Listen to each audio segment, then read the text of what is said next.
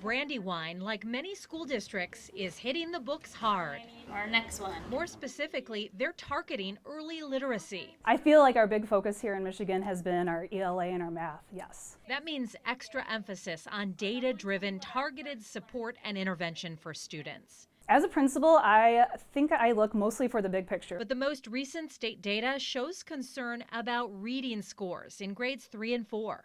MSTEP is a good snapshot of where they are right at that moment. The MSTEP measures whether students are proficient in grade-level academic standards like ELA. Statewide, this is what ELA proficiency looks like in 2025 compared to 2024. You can see the rate at which students were proficient or above in 2025 grew for grades 5, 6, and 7, but fell in 25 for grades 3 and 4. Now, state leaders say this demonstrates the need to continue efforts implementing research-based measures. Have you looked at that data, and what did you see in it? I saw that we have room to grow. Becky Loki is an instructional coach at Brandywine Elementary. She looks at data and then works with teachers to support student learning. And is it working? Yes.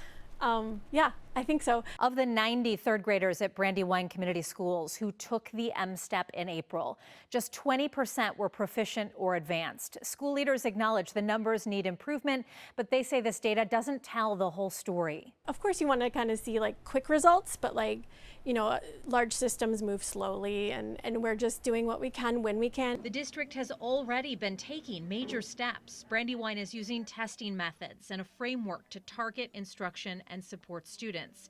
It's a couple years into a new curriculum, which is starting to pay off, and more teachers are being trained in science of reading.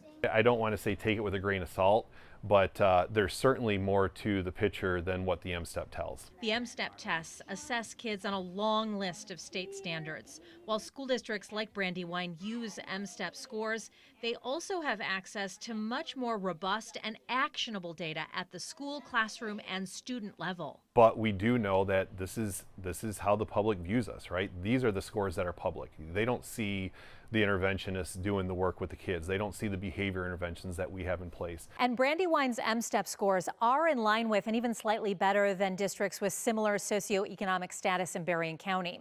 In Coloma Community Schools, 14% of students tested proficient or advanced. In Eau Claire Public Schools, 28% tested proficient or advanced. In education, there's a trend, right? So as poverty increases, typically scores decrease, and we have a relatively high number or high percentage of students that are economically disadvantaged, and our scores are right along that line. This is a snapshot of the work that still lies ahead in Berrien and Cass County. This shows the total percentage of third graders who are either partially proficient or not proficient in all school districts in our area. The state says MSTEP tests are difficult, and students who score partially proficient are not necessarily performing below their grade level, but schools aim to get all kids to proficiency or above, which is why efforts to improve literacy are underway throughout the region and the state. So let's take a closer look. You can see 90% of third graders in Benton Harbor are not proficient or partially proficient. In Cass County, 76% of Cassopolis third graders are not proficient or partially proficient. And 73% of Dowagiac third graders did not test proficient or above. We've got work to do.